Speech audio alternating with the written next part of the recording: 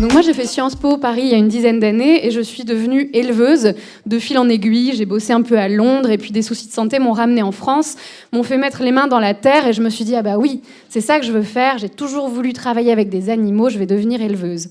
Donc là, je me suis engagée dans le parcours assez classique de passer du projet, enfin de l'idée au projet, puis du projet aux premières expériences sur le terrain, ensuite un BPREA, brevet professionnel de responsable d'exploitation agricole, dans un CFPPA, enfin je ne vais pas détailler tous les acronymes, mais bref, c'est l'enseignement public agricole.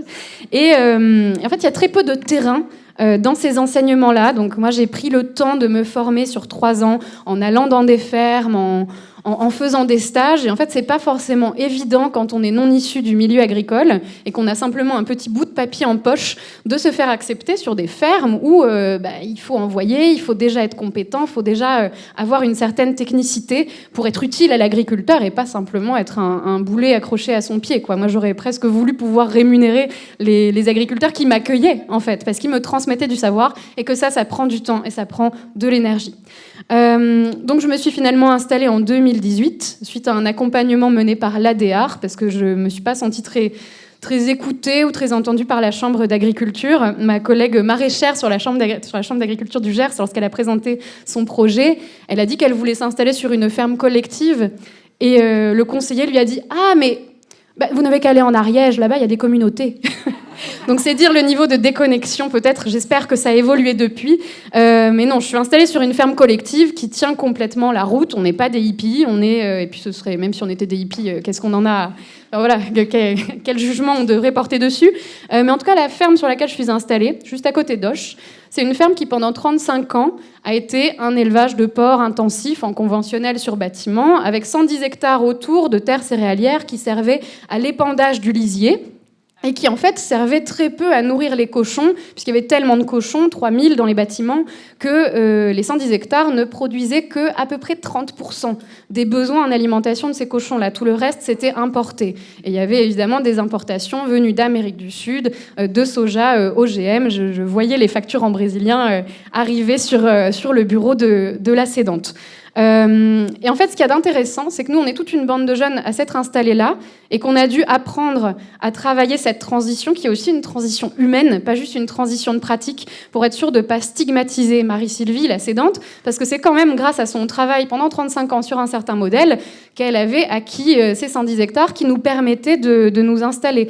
Et elle-même, c'était un choix très militant de sa part, même si au départ, elle ne le voyait pas comme ça, parce que ses voisins ne comprenaient pas pourquoi elle ouvrait son foncier à des gens qui n'étaient pas de sa famille. Elle allait dilapider son patrimoine. Mais elle l'a fait parce que ça avait du sens pour elle, parce que ça créait un groupe de jeunes, toute une communauté de jeunes qui étaient complémentaires aussi au niveau agronomique sur la ferme. Et ça, créer une ferme qui ait du sens agronomique, c'est extrêmement porteur et ça nous motive tous. Sur notre ferme, donc, désormais, il y a 5 fermes, en fait, puisqu'on a 2 GAEC, 2 EARL, une EI pour vous passer les acronymes pour ceux qui savent. Donc, il y a du maraîchage, des céréales, de la transfo de céréales en farine, en boisson végétale, une bergerie, chèvrerie, fromagerie, et pour ma part, du porc noir. Voilà, moi je suis en porc noir type gascon sur un petit coteau gersois. Et donc on essaye vraiment de travailler en synergie. On a décidé, en se faisant accompagner par un organisme extérieur, parce qu'on n'avait pas toutes les solutions nous-mêmes, il n'y a pas 2 collectifs qui se ressemblent en France, parce qu'il faut que les besoins émergent du groupe, ça c'est vraiment important.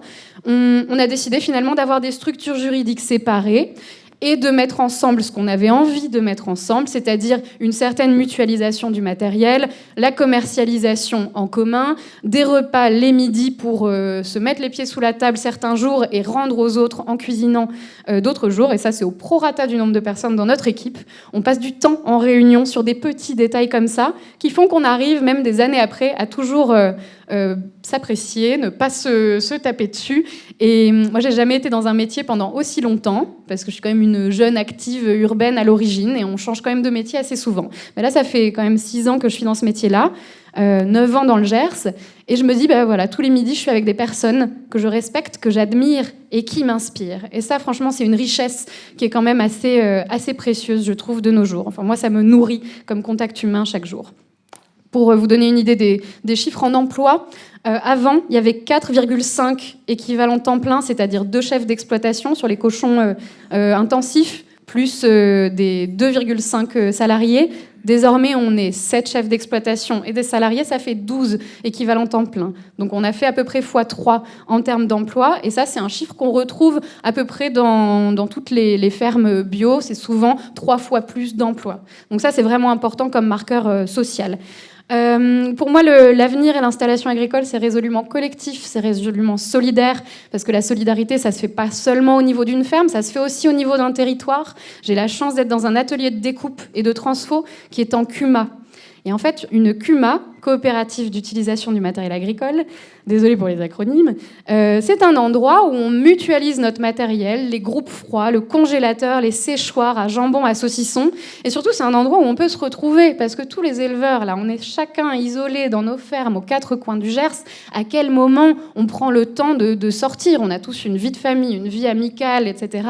Donc je trouve ça vraiment important de créer des lieux de travail qui soient aussi des lieux humains où on mutualise, ça a du sens économique et encore une fois, on se parle. Et il suffit qu'il y ait des problèmes chez l'un d'entre nous, du Gers, pour que tous les autres se mettent en solidarité et lui trouvent une solution. Ça peut être un problème de bétaillère, de chambre froide ou de Vera, le mâle reproducteur qui meurt. En fait, on se met tous ensemble, on trouve des solutions.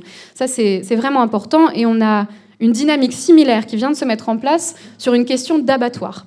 Dans le Gers, il n'y a plus d'abattoir d'ovins, caprins, porcins depuis 2017. Je me suis installée en 2018. Donc moi, j'ai connu que ça. Prendre la voiture, la bétaillère, et puis faire des coteaux, changer de département pour emmener des animaux à l'abattoir. Franchement, c'est usant. Et cet abattoir ferme de temps à autre sur demande des services vétérinaires. Alors pourquoi? On ne sait jamais. On sait juste que parfois, il y a des hématomes sur nos carcasses. Je peux vous dire que ça, pour des éleveurs, c'est très compliqué à vivre.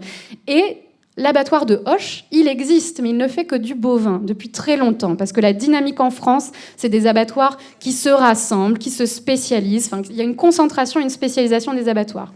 Dans les années 70, il y avait à peu près 1200 abattoirs en France. Là, on est autour de 200. Il y en a de moins en moins et les stratégies désormais sont régionales. Elles ne sont même plus départementales pour réduire le temps de transport pour les animaux et pour les éleveurs.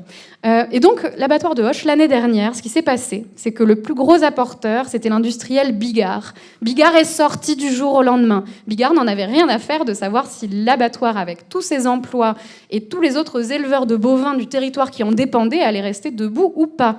Et donc là, les éleveurs du Gers, ovins, caprins, porcins, se sont rassemblés en association à une vitesse absolument époustouflante pour des éleveurs complètement sous l'eau. Il y a 200 éleveurs qui se sont mis en commun et qui sont allés voir le directeur de l'abattoir et tous les pouvoirs publics, tous les niveaux jusqu'à la région, pour leur dire écoutez, on a fait les calculs, à nous tous, tous les petits.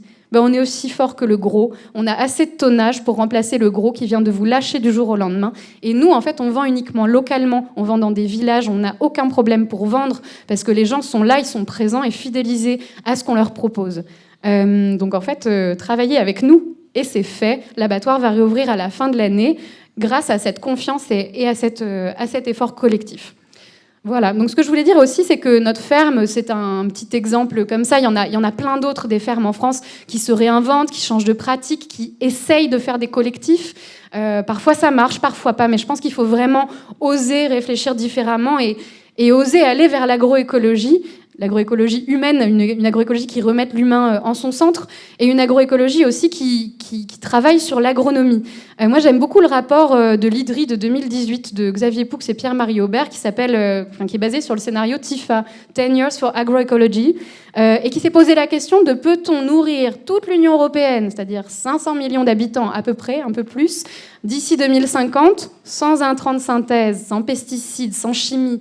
Et en fait, la réponse, ça a été oui, d'après toute leur prospective, tous leurs scénarios, c'est oui, et avec un gain extraordinaire en gaz à effet de serre, moins 40% au total, mais à condition de réduire la quantité de produits d'origine animale dans nos assiettes d'à peu près 50%. Viande, produits laitiers et autres. Donc ça fait le lien avec l'assiette, l'alimentation, qui a beaucoup été évoqué ce matin, et je pense que c'est l'un des angles absolument essentiels pour aller vers un futur désirable. Parce qu'en fait, on a en France une intensification de nos modèles d'élevage. C'est vraiment ça qui est en ce moment en train d'être encouragé par le gouvernement. C'est inscrit dans la LOA, dans la loi d'orientation agricole, qui est discutée cette semaine au Parlement, enfin à l'Assemblée nationale.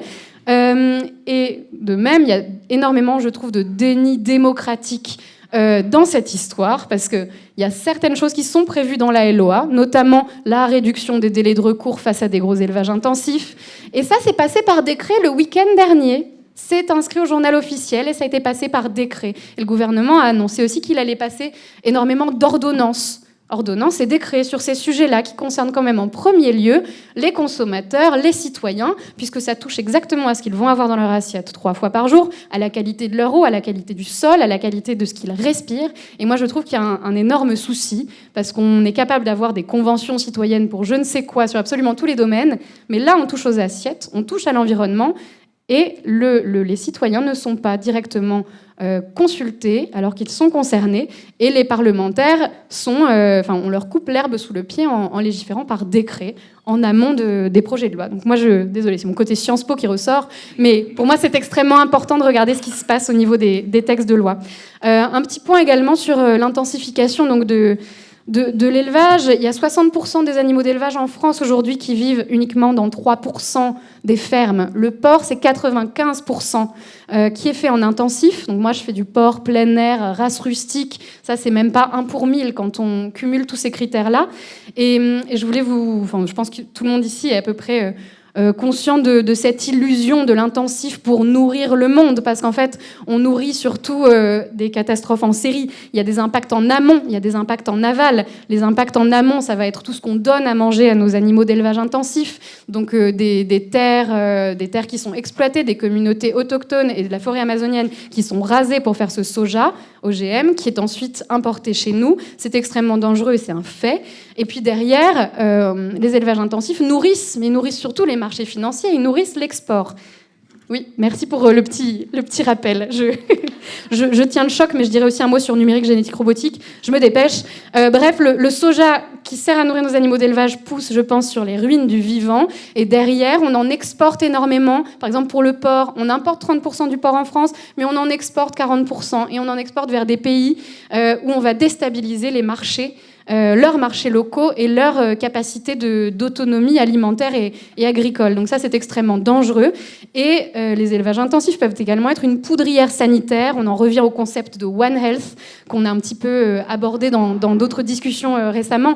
Mais c'est ce concept de la santé de notre agriculture est reliée à nous, notre santé d'humain, et à la santé de nos écosystèmes.